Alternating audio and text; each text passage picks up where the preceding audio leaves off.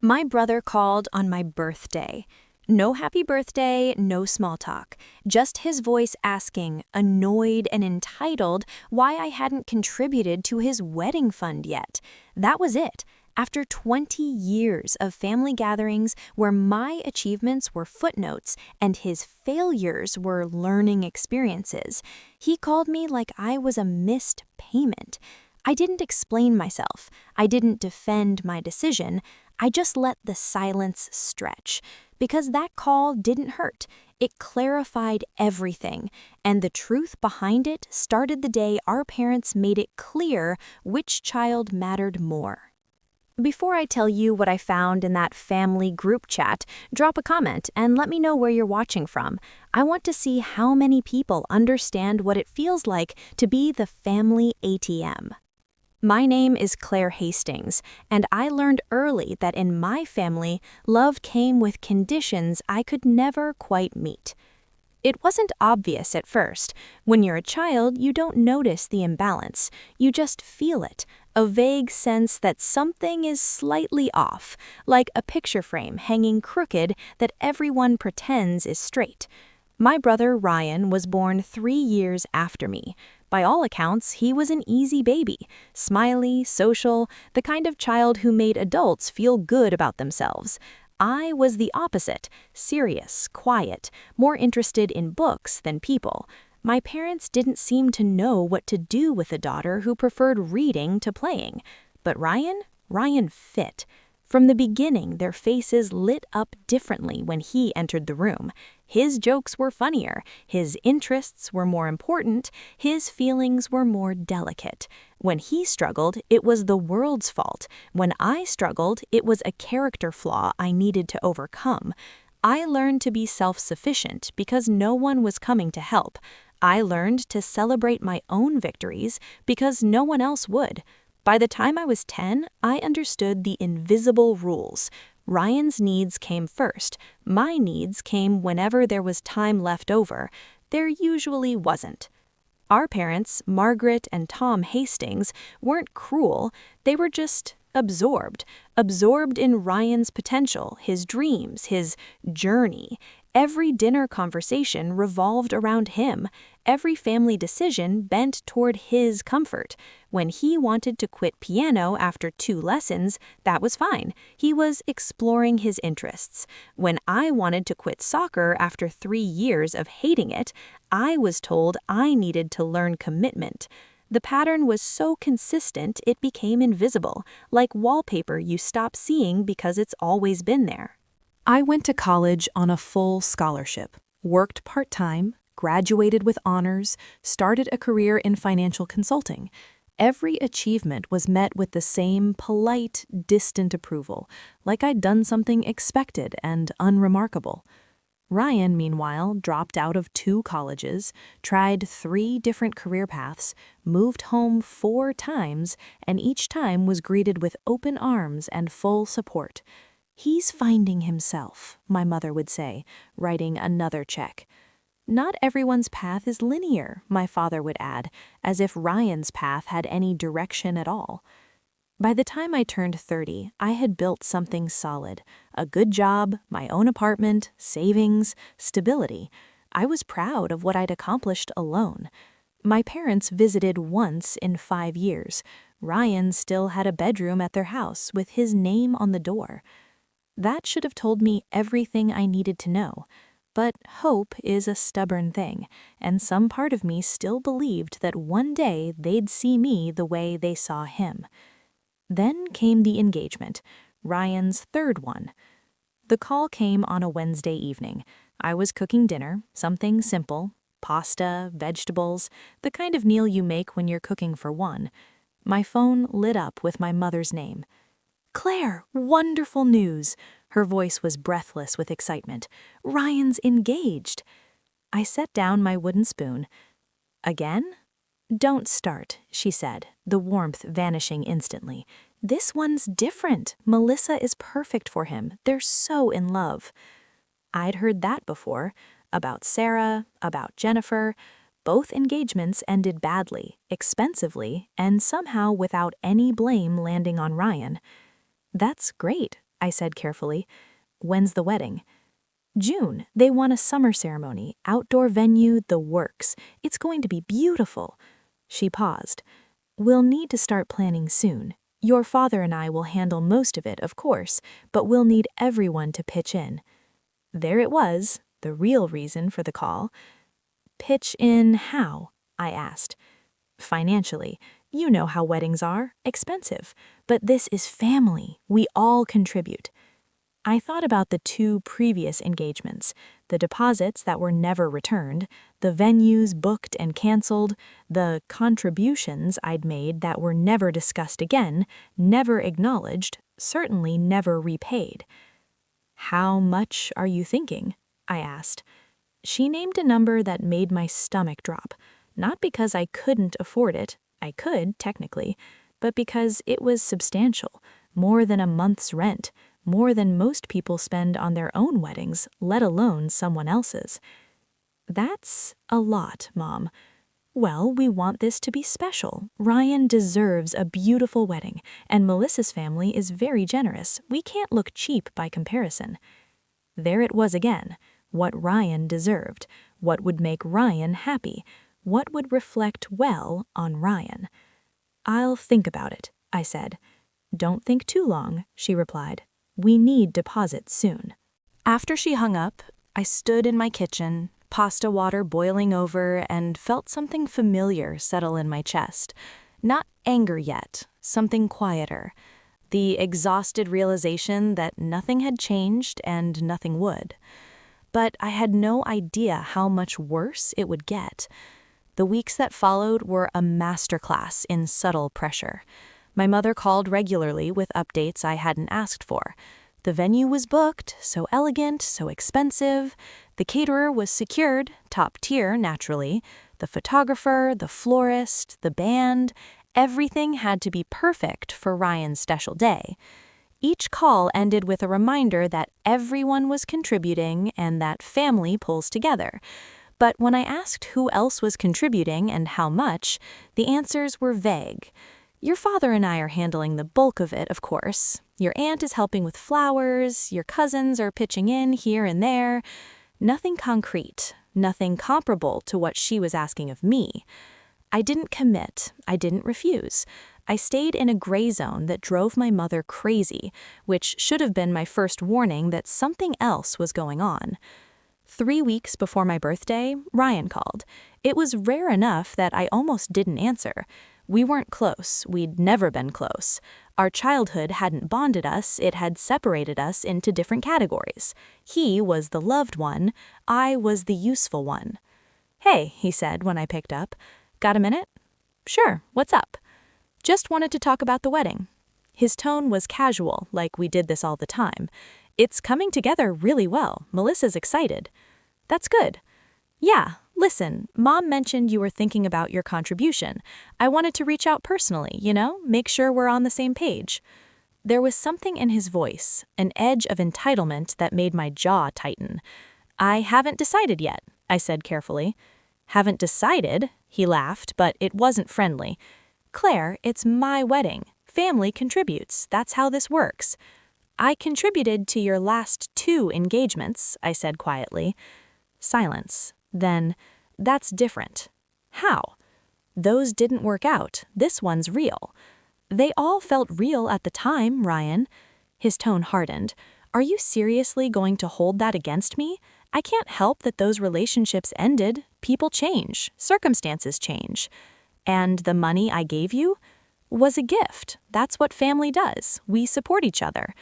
I almost laughed. Support, as if it had ever gone both directions.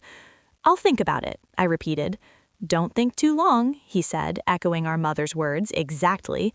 Deposits are due. We're counting on you. He hung up before I could respond. I sat there, phone in hand, and felt that quiet feeling grow louder. This wasn't about a wedding. This was about something deeper, something that had been building for 20 years, and I was finally starting to see the shape of it. My birthday came on a Friday. I took the day off work, treated myself to a nice breakfast, planned a quiet evening. No expectations, no disappointments. That was the deal I'd made with myself years ago. Around noon, my phone rang. Ryan's name appeared on the screen. I considered not answering, but curiosity won. Hello? Claire. His voice was tight, impatient. Why haven't you sent the money yet? Not happy birthday, not hey, I know it's your day, just a demand. I felt something inside me go very still.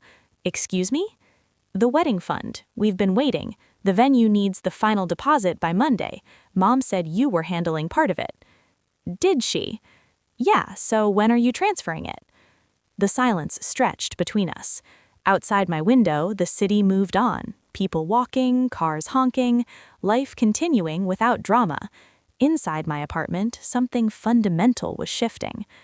Ryan, I said slowly, did you call to wish me happy birthday? He paused. What? Today's my birthday. Another pause, longer this time. Oh, right, happy birthday. So, about the money. I'm not giving you money for your wedding. The words came out calm, certain. I surprised myself with how steady my voice was. What? His tone sharpened. Are you serious? Completely. Claire, it's my wedding. You're my sister. You can't just... I can, actually, and I am. Mom said you'd help. She said you agreed. I never agreed to anything. She assumed, you assumed, but I never said yes. His breathing changed, anger replacing entitlement. This is unbelievable. After everything what, Ryan? After everything you've taken? After every failure Mom and Dad funded while I paid my own way? After 2 broken engagements I contributed to that were never mentioned again? Those were gifts, he snapped. Those were expectations, just like this is. You expect me to fund your life because that's what I've always done, but I'm done. You're being selfish. That word, selfish, the weapon my family had wielded my entire life whenever I wanted something for myself, whenever I suggested that maybe I mattered too. No, I said. I'm being clear. Find another funding source. Claire! I hung up.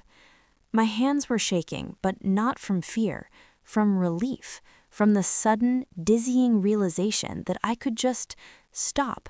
I could stop performing, stop providing, stop shrinking myself to make room for Ryan's endless needs. The phone rang again immediately. Ryan. I declined the call. It rang again. My mother this time. I declined that too.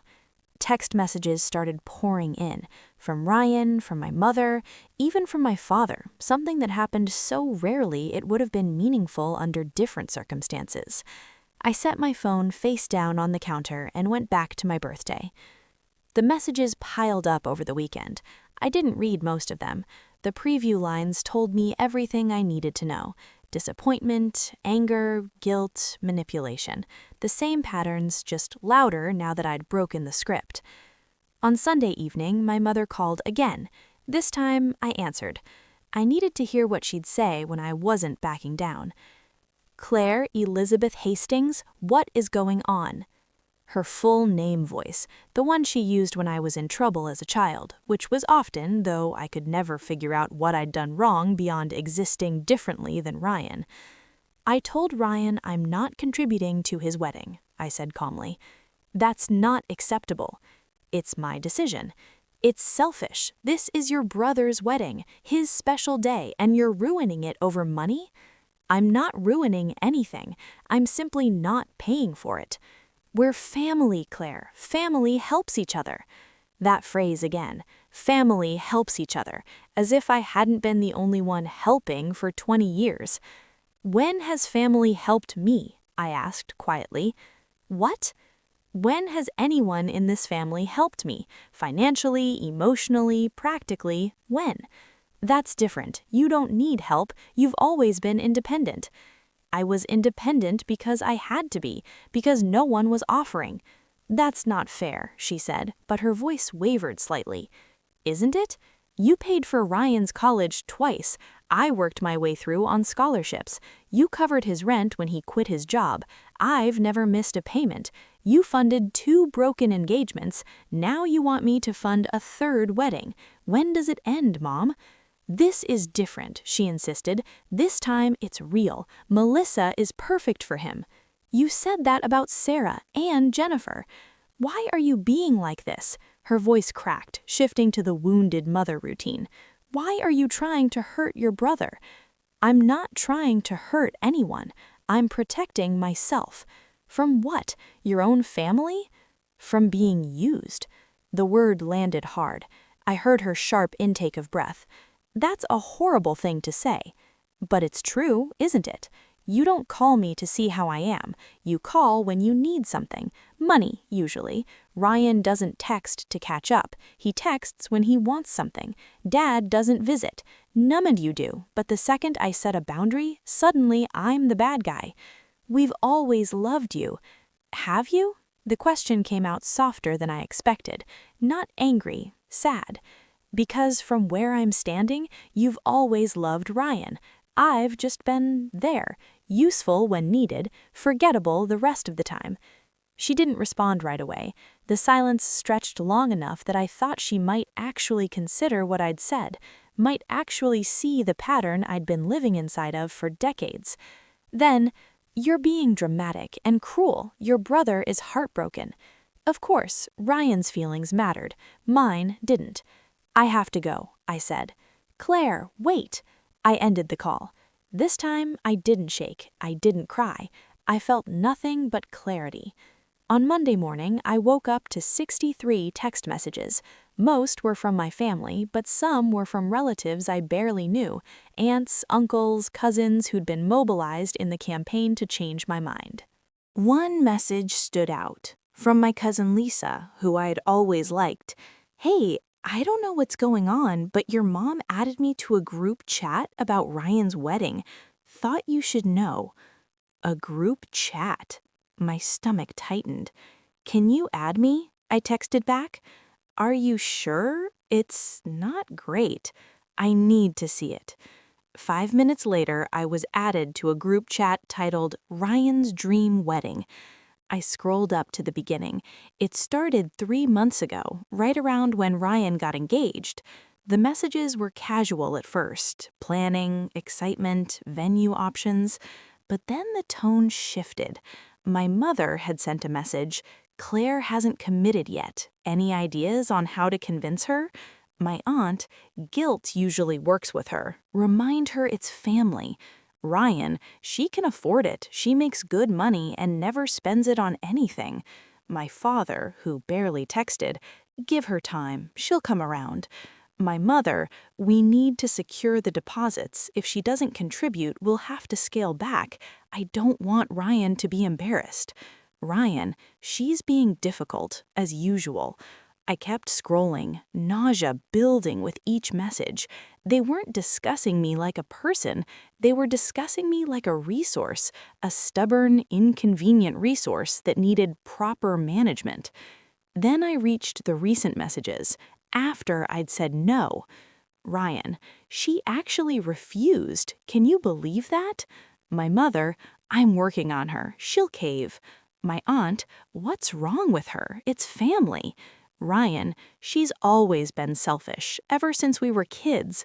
My mother, "Let's calculate how much we can get from her. Even if she doesn't give the full amount, we can probably guilt her into something."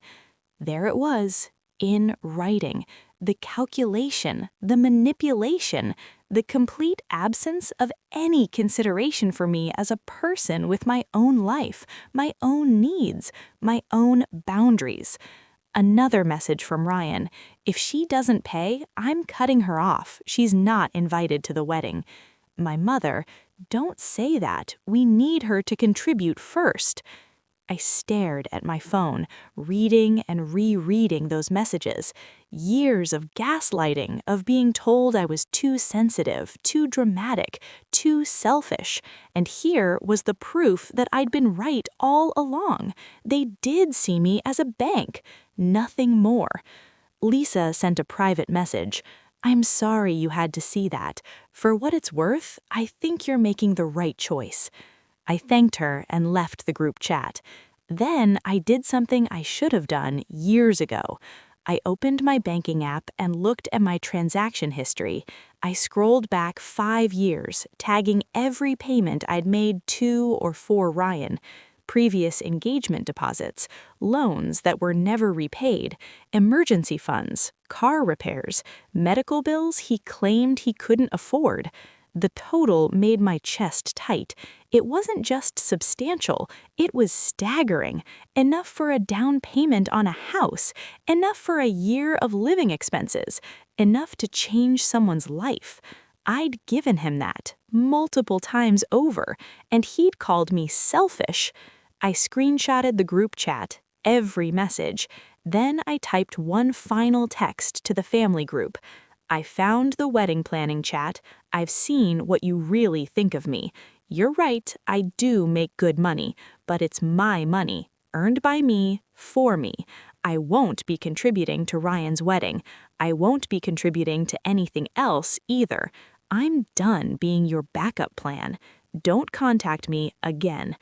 I attached the screenshots of their messages and the banking history showing every dollar I'd given Ryan. Then I sent it. I blocked my parents' numbers. I blocked Ryan's.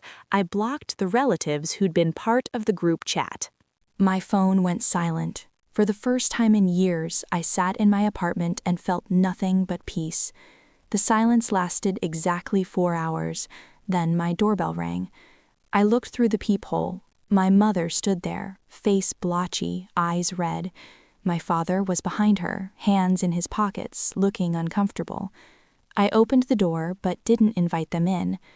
"Claire," my mother started, voice trembling, "we need to talk." "No, we don't. You sent those messages to everyone. You humiliated us." "I showed them the truth," I said calmly. "You humiliated yourselves."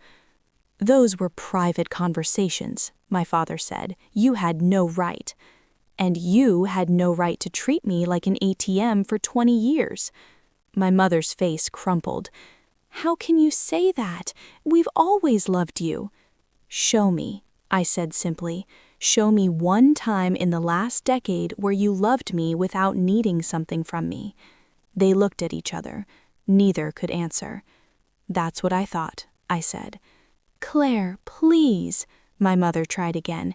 "Ryan's wedding is not my responsibility. He's your brother. And I'm your daughter. When does that matter?" My father finally spoke, his voice tired. "You're being unreasonable. We're asking for help with one event, one day. You're asking for $30,000 for Ryan's third engagement, after I funded the first two, after I paid his rent, after I covered his car, his bills, his life, while you ignored mine. That's not one day, Jad. That's a pattern." My mother wiped her eyes. "If you don't contribute, we'll have to cancel things. The venue, the catering. Ryan will be devastated." "Then maybe Ryan should get a job and pay for his own wedding." "He has a job," she snapped. "Does he? Or does he have another opportunity that will fall through in 6 months while you cover his expenses?" My father's jaw tightened. "You've always resented your brother." "No," I said quietly. "I've resented being invisible while you treated him like the sun. There's a difference." "We never made you feel invisible," protested my mother. "You didn't make me feel anything. That was the problem. Ryan felt everything, needed everything, got everything. I learned to need nothing because nothing was available." My father shifted uncomfortably. "If this is about fairness—" "It's about respect," I interrupted. "You don't respect me. You've never respected me. You just expect me to keep giving while Ryan keeps taking. I'm done." "So that's it?" my mother asked, her voice breaking. "You're abandoning your family over money?" "No," I said. "I'm leaving a dynamic that only worked when I disappeared. I'm choosing myself for the first time in my life." "You'll regret this," my father said. Not a threat, a prediction. "Maybe. But at least I'll regret my own choices instead of yours."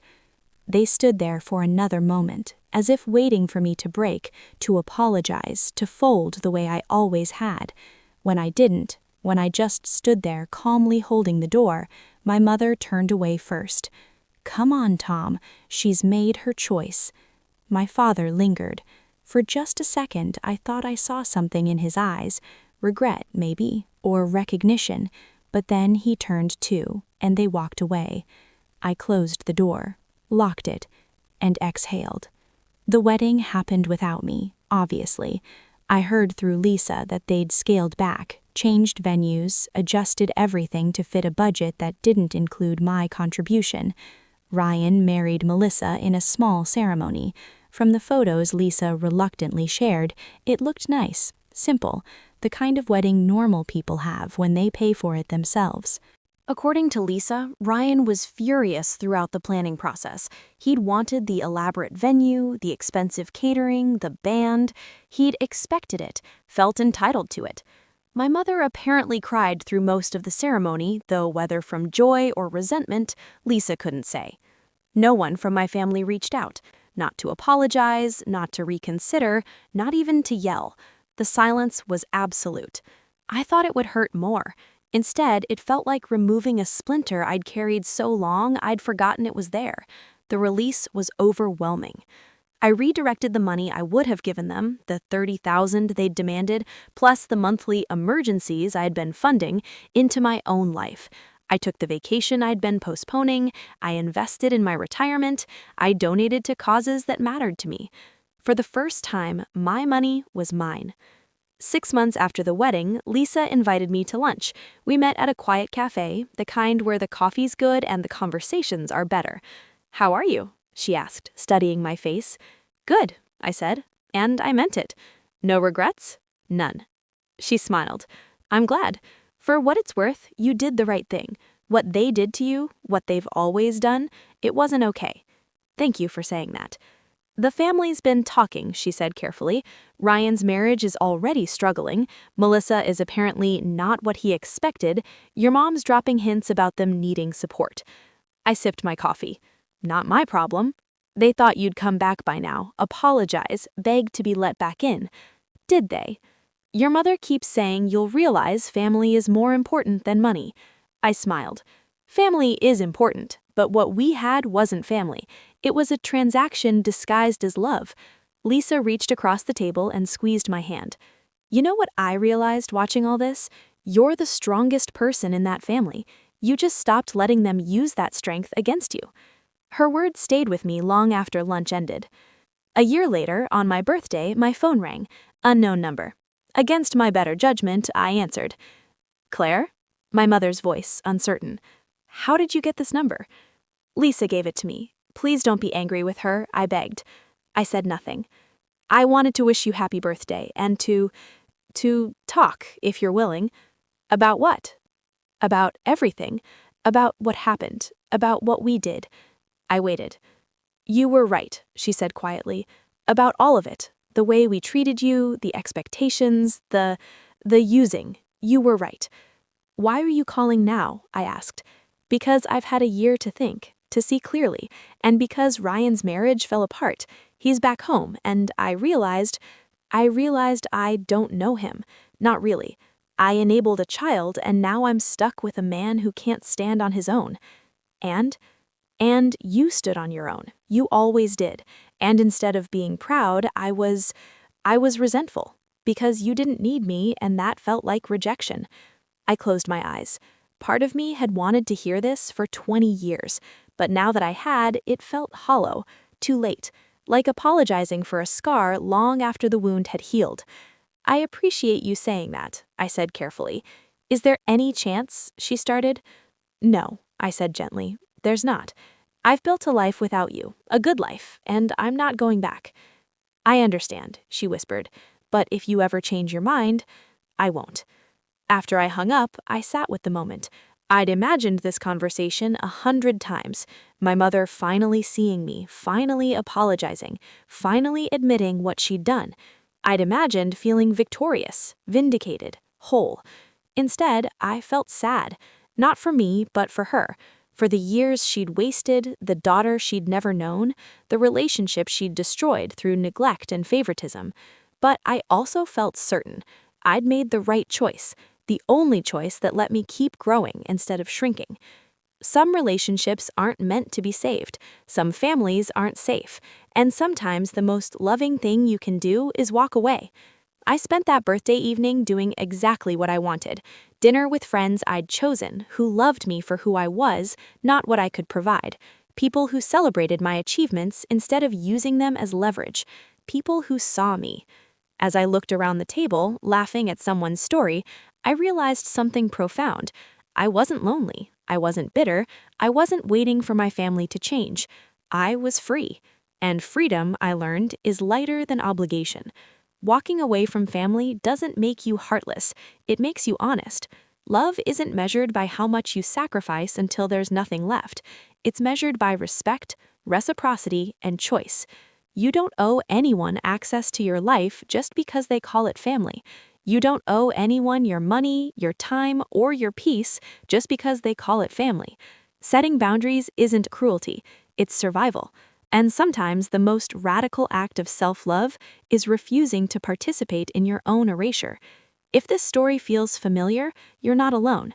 If you've been the family ATM, the reliable one, the expected to give without receiving, know this: you deserve better.